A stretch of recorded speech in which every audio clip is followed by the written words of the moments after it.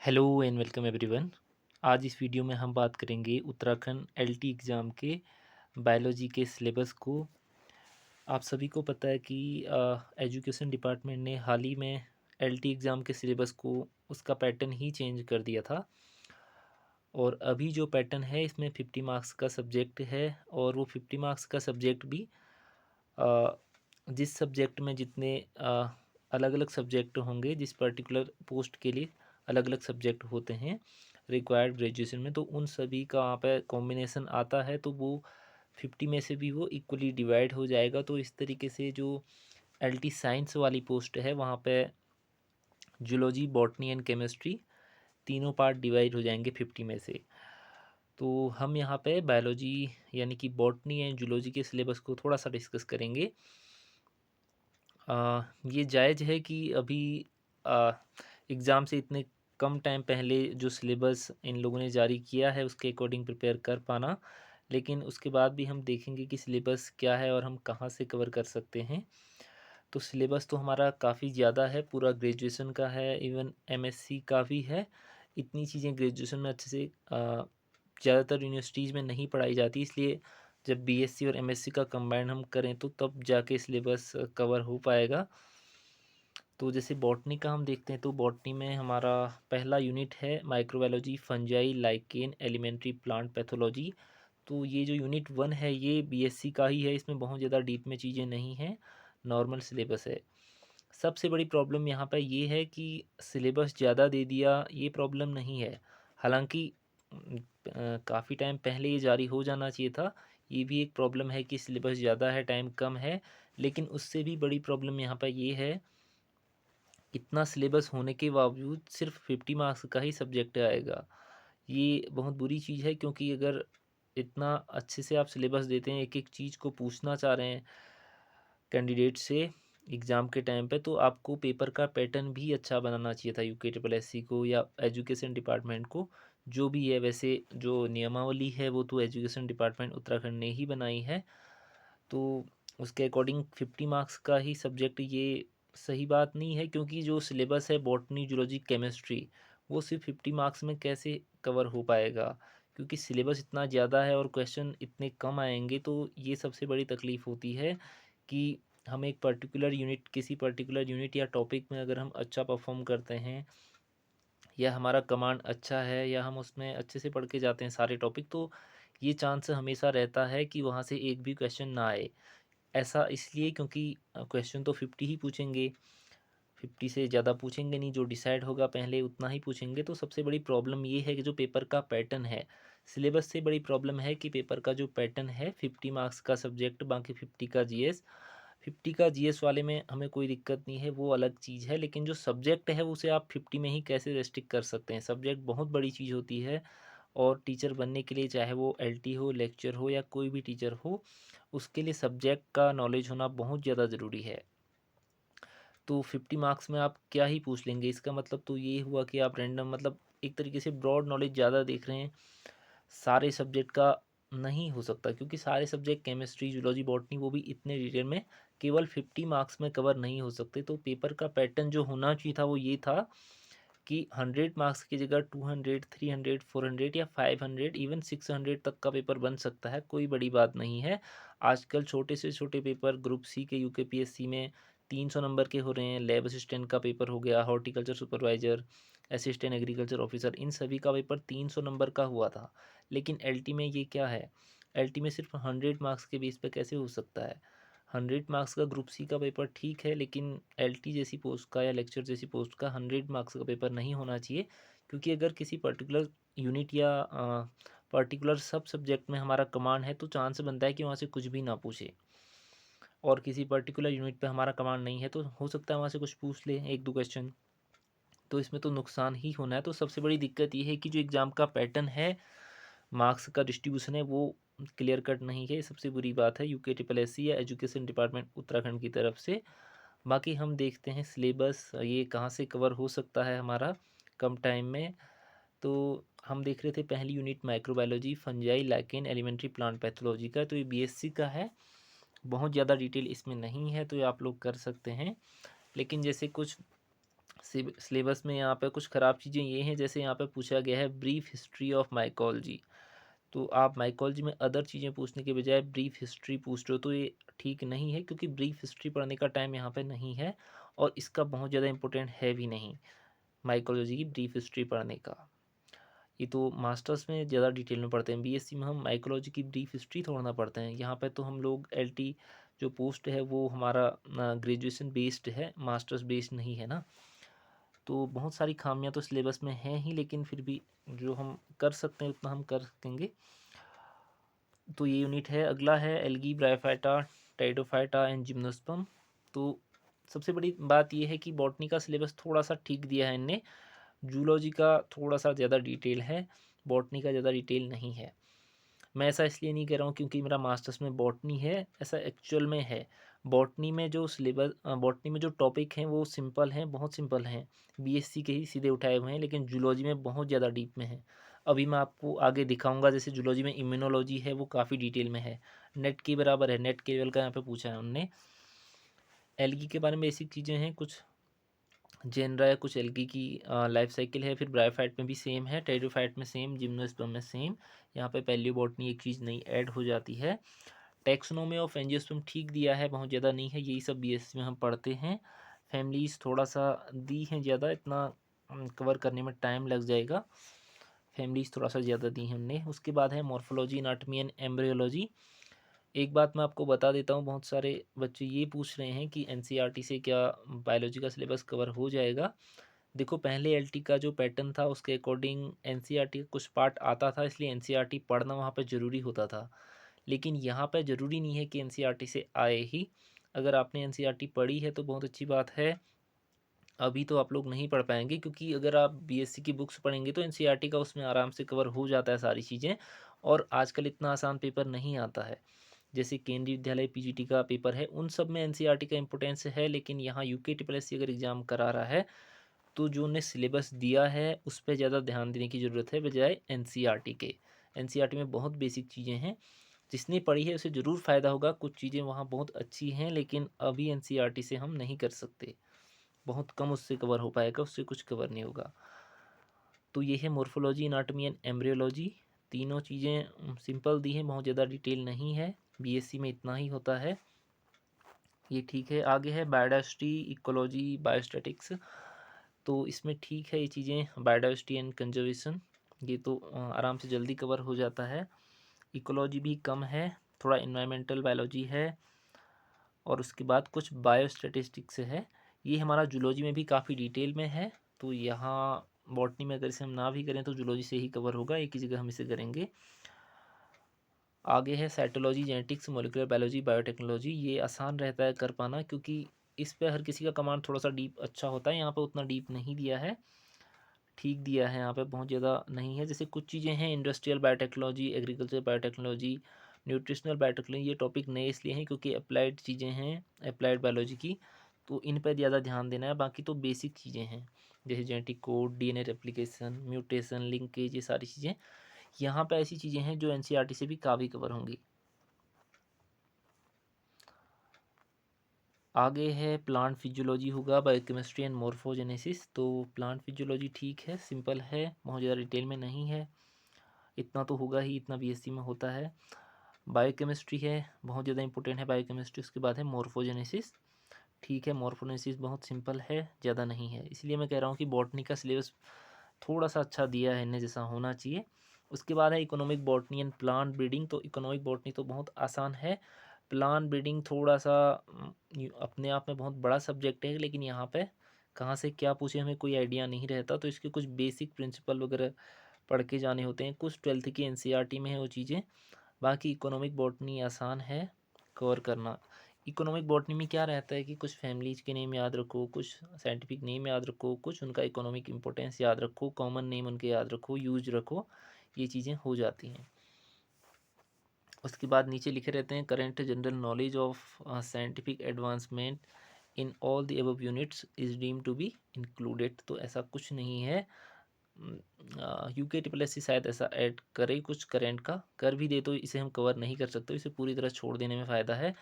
UK PSC में भी ऐसा लिखा था, इससे पिछले एग्ज़ाम में हॉर्टिकल्चर सुपरवाइज़र के, तो वहाँ पे ऐसा कुछ नहीं पूछा गया था।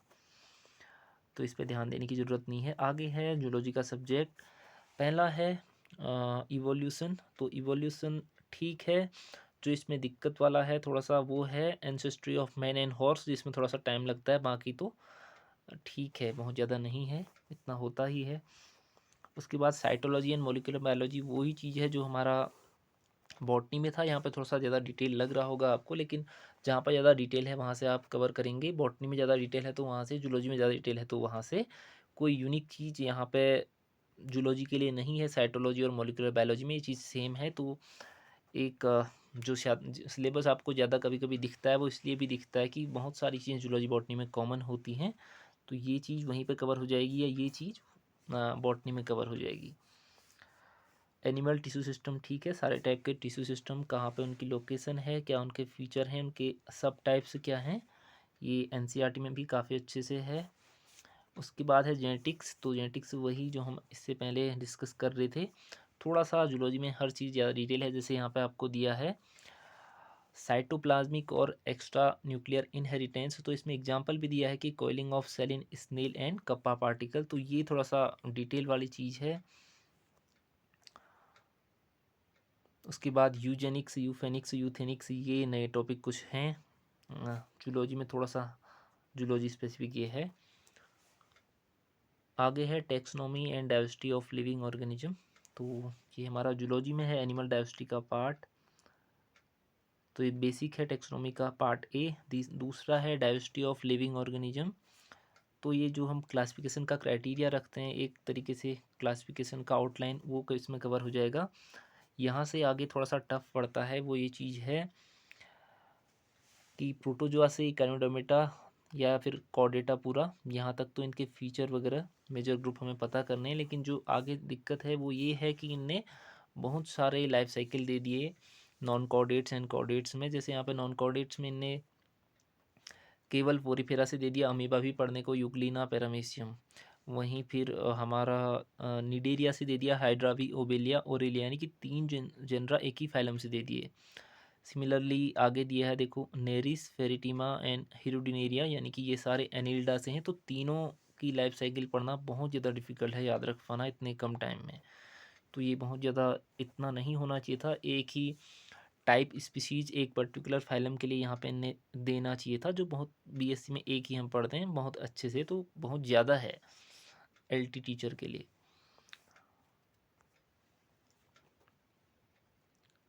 दुखद ये है कि जब लेक्चर का सिलेबस आता है तो उसमें इतना डिटेल नहीं होता, उसमें ज़्यादा बेसिक होता है, जबकि वहाँ पे थोड़ा सा डिटेल होना ही चाहिए 11-12 को पढ़ाने के लायक। यहाँ पे तो 11-12 को पढ़ाना नहीं है एलटी साइंस वाले को, तो ये थोड़ा सा दिक्कत है।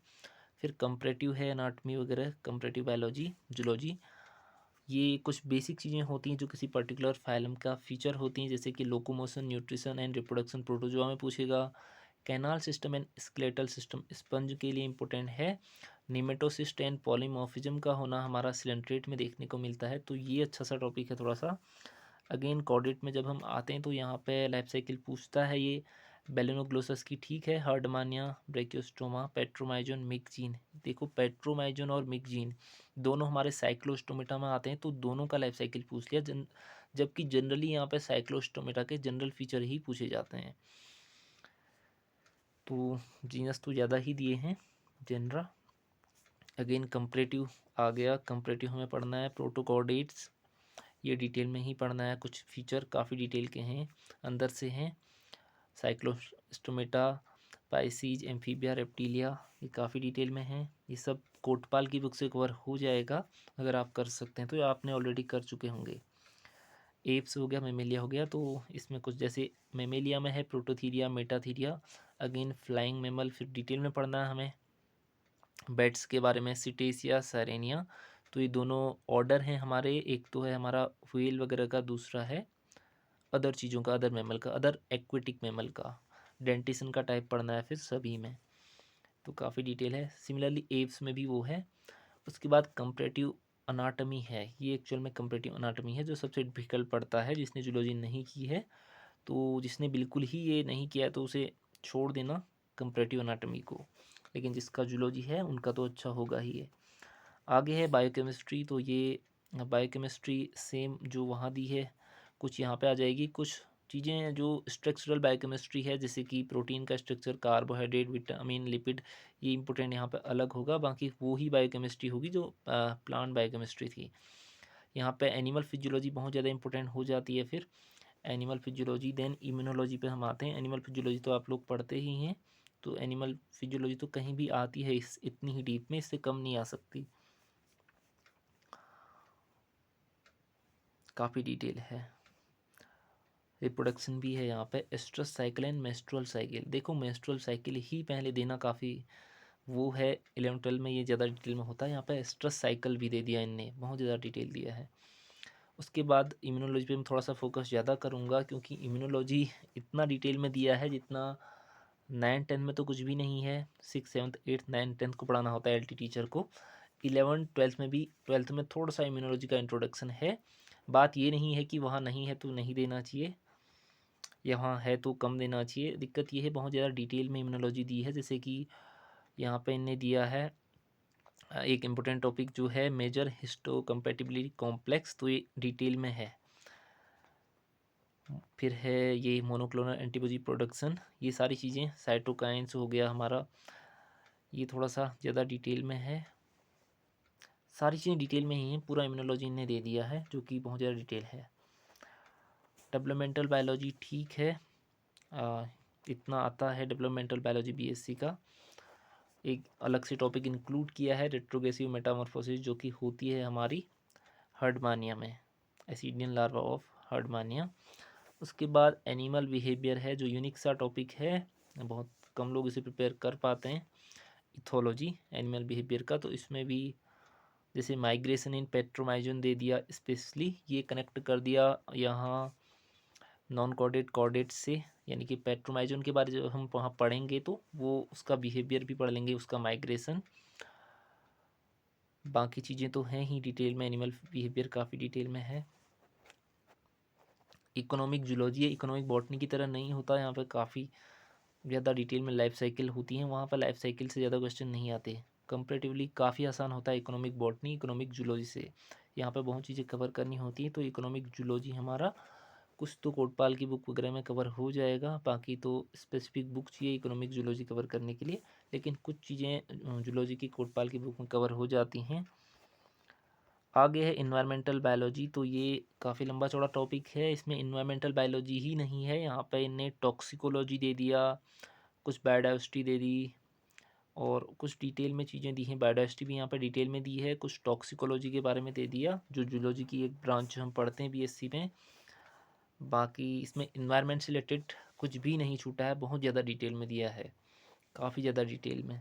और क्वेश्चन यहाँ से बनेगा 1 2, क्योंकि कहाँ से बनाओगे जब 17 18 नंबर का जूलॉजी पूछोगे तो कहाँ कहाँ से क्वेश्चन बनाओगे, इसीलिए नंबर ऑफ क्वेश्चन ज़्यादा होने चाहिए थे, 200 300 मिनिमम मेरे अकॉर्डिंग। आगे है biotechnology and bio informatics, bio informatics लिखा है इनने, तो शायद ऐसा भी होता होगा, मुझे तो नहीं पता। बायोटेक्नोलॉजी अच्छा है, ज़रूर कवर करना चाहिए, बहुत सिंपल है। 12th में भी बायोटेक्नोलॉजी काफ़ी दिया है, तो इसलिए बहुत ज़्यादा इंपॉर्टेंट हो जाता है।